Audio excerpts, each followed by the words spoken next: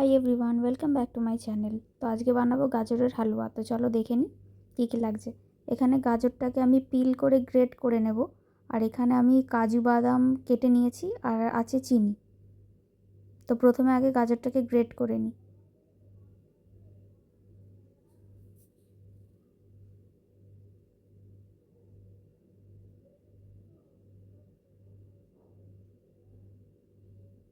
তো এখানে আমার গাজর গ্রেট করা হয়ে গেছে।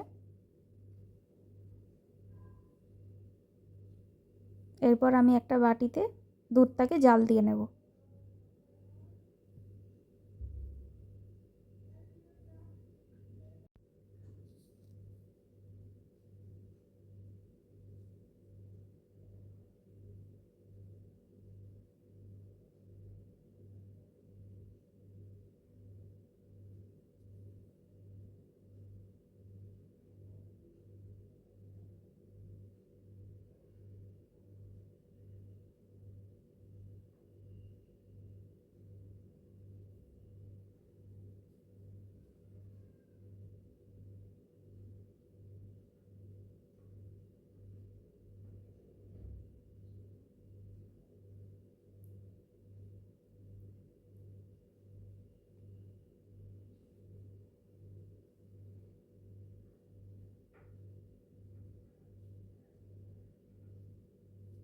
তো এখানে আমার দুধ জাল দেওয়া হয়ে গেছে।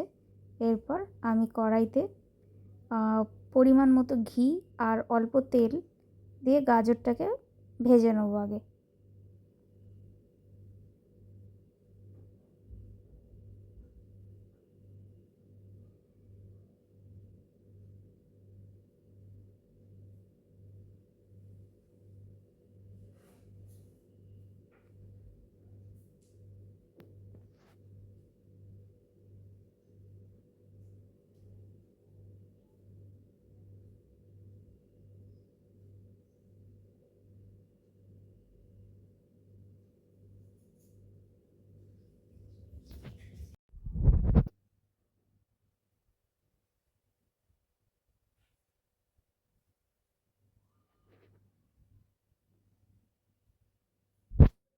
মধ্যেখানে আমি একটু ঘি দিলাম, কারণ একটু কম হচ্ছিল।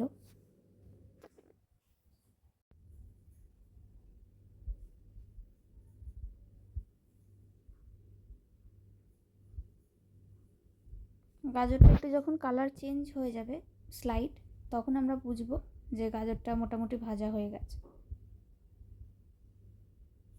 খুব বেশি ভাজা না, মানে হালকা একটু নেড়ে নিতে হবে, কিন্তু একটু কালারটা স্লাইট চেঞ্জ হবে, সেটা একটা হালকা তফাৎ তোমরা বুঝতেই পারবে।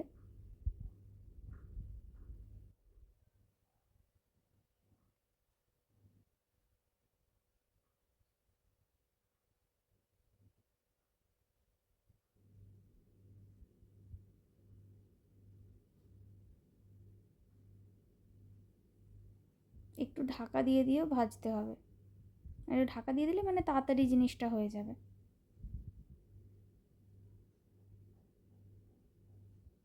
এখানে একবার করে দেখে আমি আবার ঢাকা দিয়ে দিয়ে করছিলাম।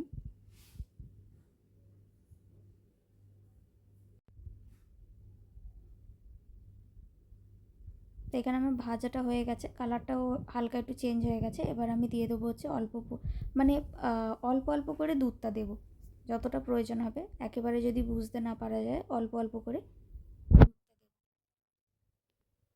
দুধটা দিয়ে ভালো করে গাজরের সাথে নেড়ে নিতে হবে।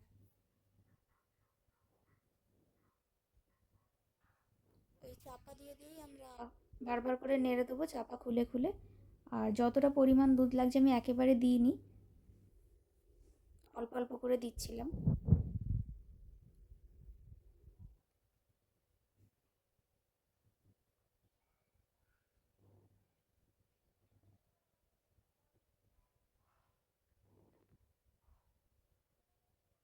কিছুক্ষণ করে চাপা দিয়ে বারবার করে নেড়ে দিতে হবে, নয়তো লেগে যাবে তলায়।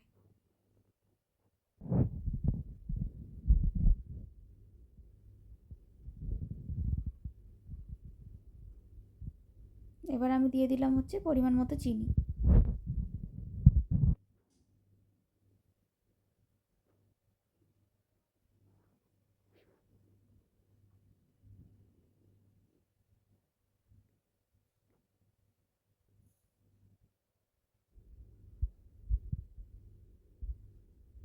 আর দিয়ে দিলাম হচ্ছে এলাচটাকে গুঁড়ো করে রাখা, যাতে একটা খুব সুন্দর একটা স্মেল আসে।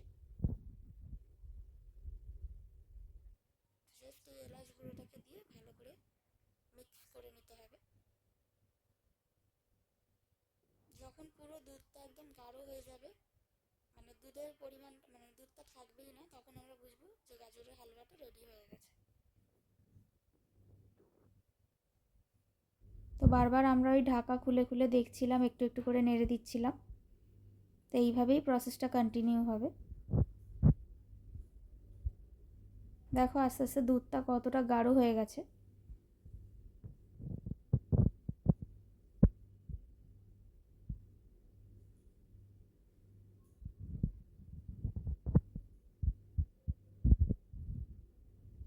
দেখো এখানে আর দুধটা নেই, মানে পুরো একদমই গাজর সোক করে নিয়েছে। আমি এই প্রসেসেই গাজরের হালুয়া বানিয়েছি। তো তোমরাও যদি পারো বাড়িতে এরমভাবেই বানিও। আর ভিডিওটি যদি ভালো লাগে একটা লাইক, শেয়ার, একটা সাবস্ক্রাইব করে দিও। Thanks for watching.